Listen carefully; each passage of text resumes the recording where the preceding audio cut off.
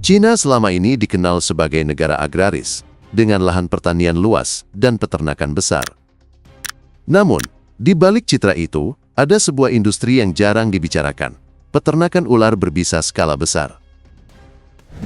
Di beberapa provinsi dengan iklim lembab seperti Guangdong, Hunan, dan Zhejiang, ribuan hingga puluhan ribu ekor ular dipelihara bukan untuk konservasi, melainkan untuk dipanen daging, kulit, racun, dan empedunya.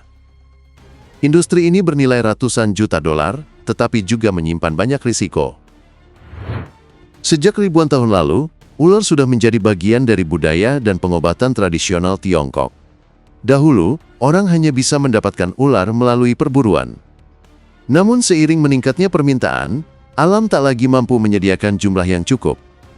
Dari sinilah muncul gagasan membiarkan ular secara massal.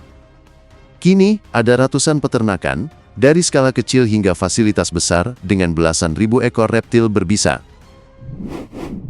Produk pertama yang paling dicari adalah daging.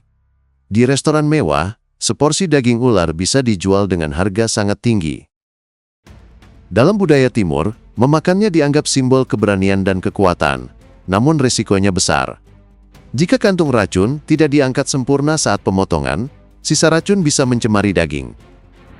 Kasus keracunan akibat daging ular masih sering terjadi, terutama di pasar gelap dan daerah pedesaan. Meski demikian, keyakinan pada teks klasik pengobatan tradisional yang menyebut daging ular bisa meningkatkan energi dan memperpanjang umur, membuat permintaan tetap tinggi, bahkan sampai ke Jepang, Korea Selatan, dan sebagian Eropa. Kulit ular juga menjadi komoditas bernilai tinggi.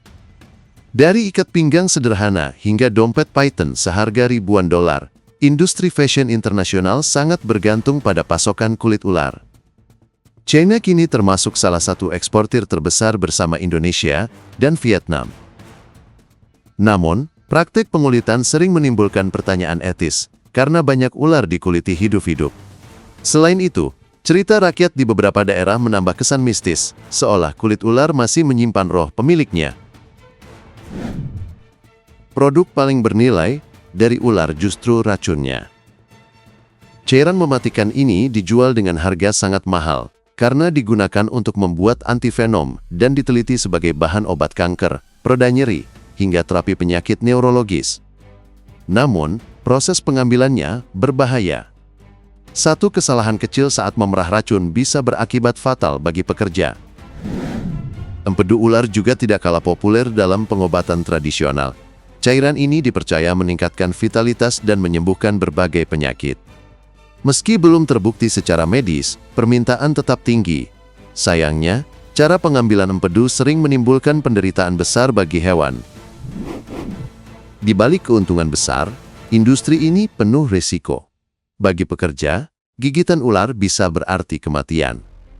Bagi konsumen, kurangnya regulasi membuat banyak produk tidak aman. Dari sisi hewan, penderitaan dalam proses pemotongan hingga pengambilan empedu menjadi masalah etika serius.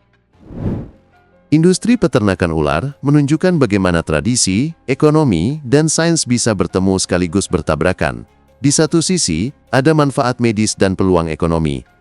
Di sisi lain, ada bahaya kesehatan dan penderitaan hewan. Masa depan industri ini mungkin bergantung pada regulasi yang lebih ketat dan penelitian yang mengembangkan racun sintetis, agar manusia tidak lagi bergantung pada ular hidup. Jika Anda menyukai video seperti ini, jangan lupa subscribe agar tidak ketinggalan video terbaru. Tinggalkan juga komentar Anda, apakah menurut Anda peternakan ular sebaiknya dipertahankan karena tradisi dan ekonomi, atau justru dibatasi demi keselamatan dan etika?